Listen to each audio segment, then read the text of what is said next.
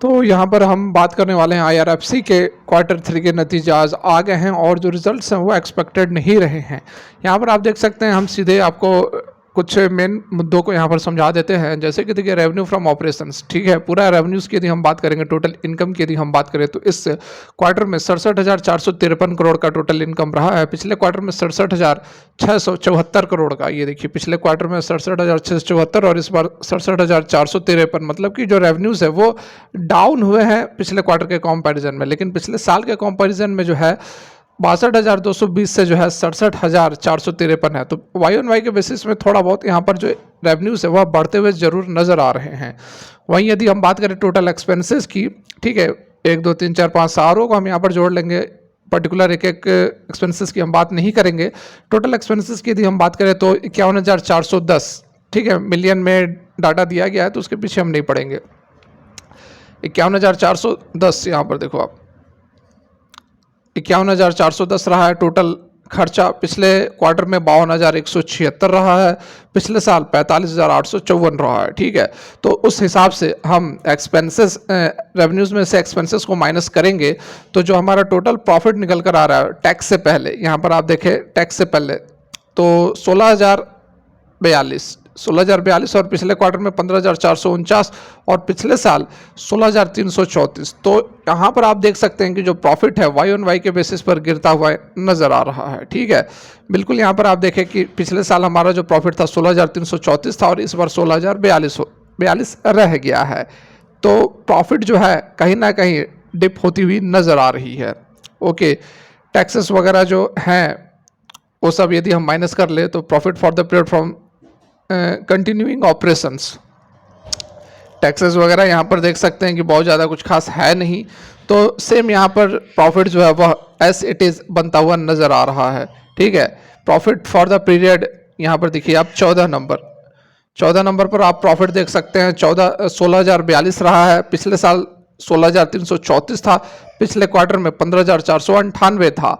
अब हम और कुछ फैक्टर की यदि बात करें तो यहाँ पर आप देख सकते हैं 1633 करोड़ से प्रॉफिट घटकर 1604 करोड़ हो गया। करोड़ में कन्वर्ट करेंगे तो ये 1604 करोड़ आएगा। 1.78% की गिरावट हुई है वाई ऑन वाई के बेसिस पर। The quarterly result were announce after the market hours, ठीक है।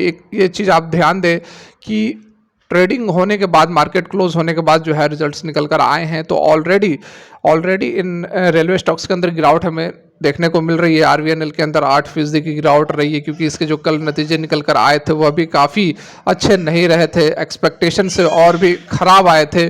तो उसके बाद आज जो आईआरएफसी के रिजल्ट्स आए हैं वो, हालांकि आरवीएनएल से रिजल्ट्स इसके अच्छे हैं क्योंकि प्रॉफिट में बहुत ज़्यादा गिरावट नहीं हुई है जैसे कि आरवीएनएल के अंदर हमें देखने को मिली थी।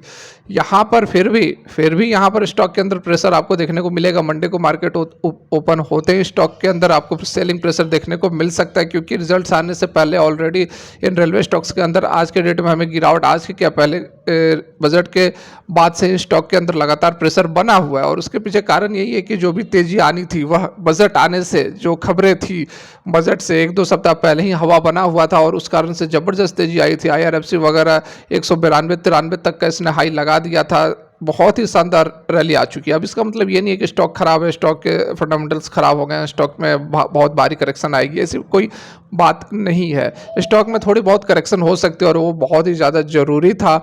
अब अच्छे वैल्यूएशन पर यह स्टॉक मिल रहे हैं, आप अब जो है बाई कर सकते हैं, लेकिन एक बार में बाइंग नहीं करनी है, आप थोड़ा थोड़ा माल उठा सकते हैं।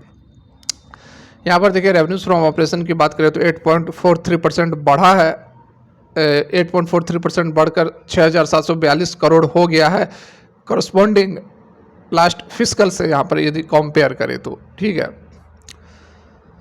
अब यहाँ पर यदि हम कुछ एक्सपर्ट्स की राय माने वो क्या कुछ कह रहे हैं तो देख सकते हो ओशो कृष्णन जो कि सीनियर एनालिस्ट हैं technical and derivatives angel one के, उनका यहाँ पर कहना है कि आईआरएफसी के अंदर सम प्रॉफिट बुकिंग देखने को मिल रहा है एक ड्रीम रन के बाद, जो कि बहुत ही ज़्यादा जरूरी था।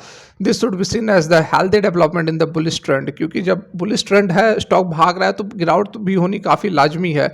At present a series of support जो है वो 140 से 135 के आसपास बन रहा है और उससे भी ज़बरदस्त सैक्रो स्कैंट सपोर्ट कह रहे हैं, जिसे 115 से 120 पर बन रहा है। हायर साइड की यदि बात करें तो बुलिश ट्रेंड जो है वह अभी लाइकली टू कंटिन्यू है। जब तक मतलब कि कब तक कंटिन्यू होगा, जब ये 170 को पार कर देगा तो उसके बाद जो बुलिश ट्रेंड है वह फिर से कंटिन्यू हो सकता है। टिल देन तब तक it is advisable to put a programmatic approach with bullish bias. A R Ramachandran tips to trade से कहना है कि उनका कहना है कि IRFC स्टॉक जो है वह बियरिश नज़र आ रहा है डेली चार्ट्स के ऊपर। स्ट्रॉन्ग रेसिस्टेंस जो है वो 170 पे है और कोई भी क्लोज यदि 151 से नीचे होता है तो 130 तक जा सकता है। DRS इन्वेस्ट के फाउंडर रवि सिंह का कहना है कि स्टॉक जो है करंटली वीक नज़र आ रहा है। जो इंटरेस्टेड है वो 145 से 140 के लेवल पर उठा सकते हैं 185 के टारगेट के लिए, लेकिन 135 का स्टॉप लॉस भी लगाना चाहिए। काउंटर जो है 5, 10, 15, 20 डेज के मूविंग एवरेजेस से ऊपर मूव कर रहा है। करेक्शन 5, 10 और फ्लिपकार्ट का ऑर्डर ओके ठीक है, 5, 10 और 20 से मूविंग एवरेजेस से नीचे मूव कर रहा है, लेकिन 30, 50, 100, 150 और 200 दिनों के मूविंग एवरेजेस से ऊपर ट्रेड कर रहा है। 14 दिनों का RSI की बात करें तो 55.56 पर है, 6 पर है, जो कि काफ़ी अच्छे लेवल पर यह आ चुका है। 30 से नीचे और 70 से ऊपर ओवर सोल्ड और ओवर बाउट हम कहते हैं।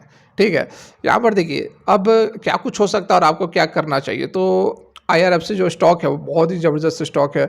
एक इसका ट्रेंड रहा है, इसका हिस्ट्री रहा है कि स्टॉक जो है वो कंसोलिडेट करता है, एक रेंज के अंदर कंसोलिडेट करता है, 1-1.5-2 महीना कंसोलिडेट करता है, उसके बाद एक ज़बरदस्त रैली आती है। तो हो सकता है कि यहाँ पर हमें कुछ कंसोलिडेशन इस रेंज के अंदर महीने भर भी कंसोलिडेट कर सकता है, देखने को मिले। लेकिन जहाँ जैसे जैसे स्टॉक के अंदर गिरावट होती है, आप जो है बाय ऑन डिप्स के साथ उठाते रहें, माल को धीरे धीरे उठाते रहें, और जब आप देखें कि एक लंबा कंसोलिडेशन हो गया है तब आप जो है मोटा माल इसके अंदर उठा सकते हैं, क्योंकि उसके बाद जो है स्टॉक के अंदर एक ब्रेकआउट होता है और स्टॉक जो है वह 25, 30, 40, 50% तक की तेज़ी सडन दे देता है। ये हिस्ट्री रही है इसकी, आप या 75 पर देख लो या फिर आप 100 पर देख लो। ठीक है, उसके बाद तो रॉकेट ही बन गया स्टॉक। तो फिलहाल के लिए वीडियो यहीं तक अच्छी लगी और लाइक करें। Thanks for watching, have a great day.